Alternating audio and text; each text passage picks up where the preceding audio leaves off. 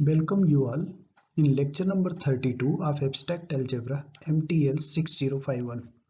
In this lecture we are going to discuss about the polynomial ring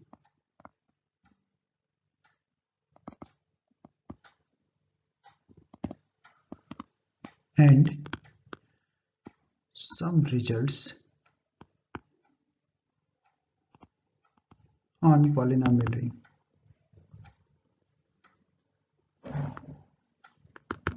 Okay, so let us see first the definition of polynomial. See, if R is commutative ring, what is R? If R is commutative ring, the set of symbol, so set of symbol of the type this Rx, R and this bracket, right, is equal to A naught A1x dot dot so on an x to the power n such that A naught A1 up to an belongs to R. And what is n? n is non-negative integer. n is non-negative integer. Okay, so this all the set of polynomial of this type A naught A1x an x to the power n minus 1 an xn, where all ai's from R and n is non-negative integer. Then this Rx is called ring of polynomial. It is called ring of polynomial over R.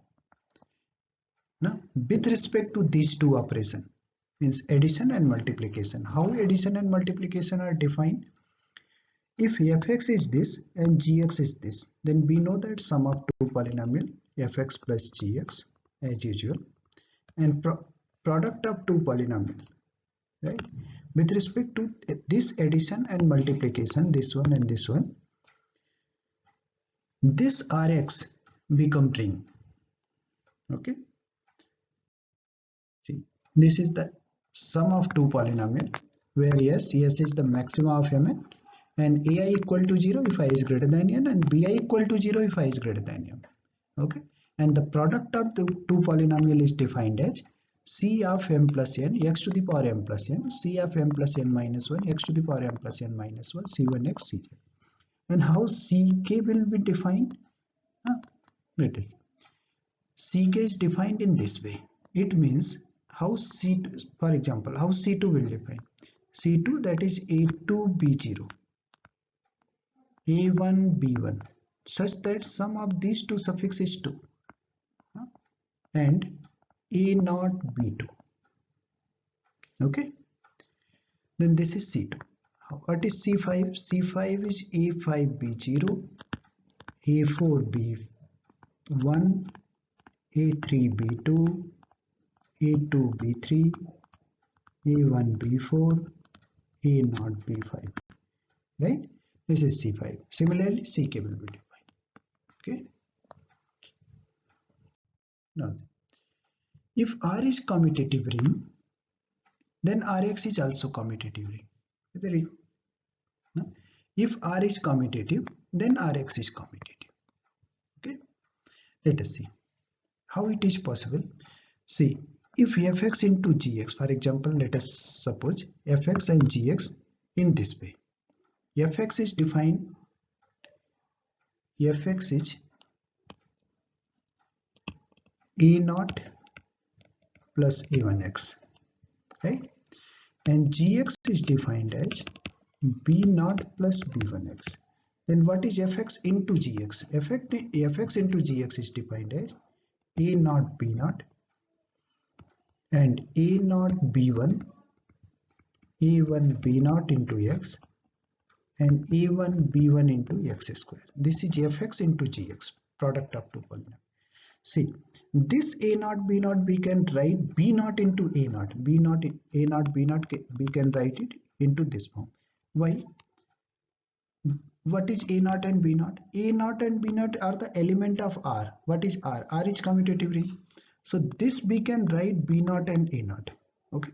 Similarly, a0 b1 we can write b1 a0, since these all the coefficients from the R and R is commutative. So this R satisfy commutative law. Okay. That's why we can write a naught b1 is equal to b1 a naught, a1 b naught b naught a1, and a1 b1 is b1 a1. Okay, then the product of this polynomial is written in this form: b naught b1x, a naught a1x. Okay, so what is b naught plus b1x? That is gx. And what is a naught plus a1x? That is fx. Then what is rx? Rx is commutative. Okay, now see, if R is commutative ring with unity, then Rx is also commutative ring with unity. See, if R is commutative ring, then Rx is also commutative ring. Okay, commutative ring. Now see another result. If R is ring with unity, then Rx is also ring with unity. Right? What is unity of R? Unity of R. Unity of R is 1. What is 1? 1 plus 0x, 0x square, 0x cube, dot so on. Okay. Then what is unity of, this 1 is unity of R, and this polynomial, right? This is the unit polynomial, this is the element of Rx. Okay. So this is unit polynomial, we call it unity of Rx. Unity of Rx. Okay. Now see, if R is integral domain, what is R? R is integral domain. Then Rx is integral domain. Okay. See, let fx is, what is integral domain? R is integral domain.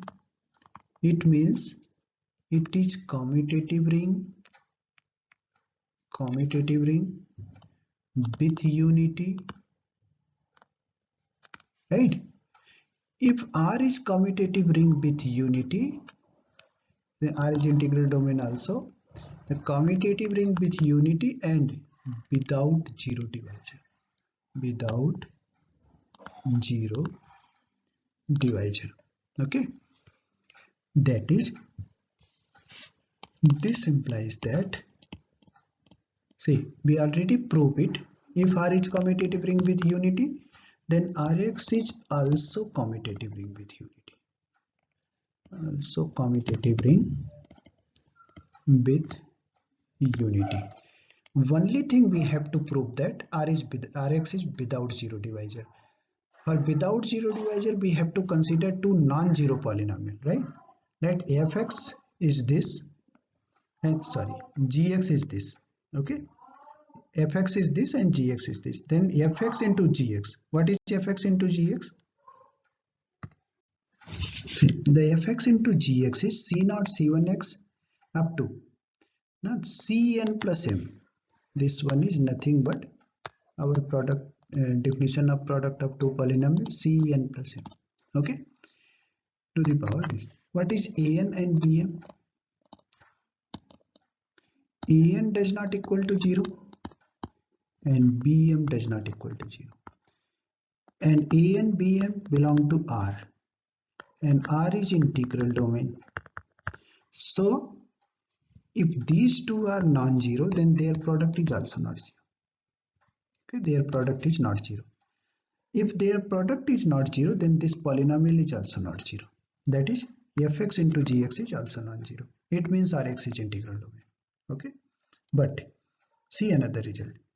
If f is filled, then fx is integral domain. This is not filled. Okay, if f is filled, then fx is integral domain but not filled. Why? See, let us assume f is filled. F is filled, right? Then obviously fx is integral domain. Since every field is integral domain, if f is filled, then f is integral domain also. If f is integral domain, then fx is integral domain. Okay. So if x belong to fx, what is x? X is the element of fx. But whether the x inverse belong to fx? No. X inverse does not belong to fx. Since this containing all those polynomials whose power are non-negative numbers. Okay, so x inverse does not belong to fx. It means inverse of this polynomial does not exist in fx. So fx is not field, but fx is integral domain.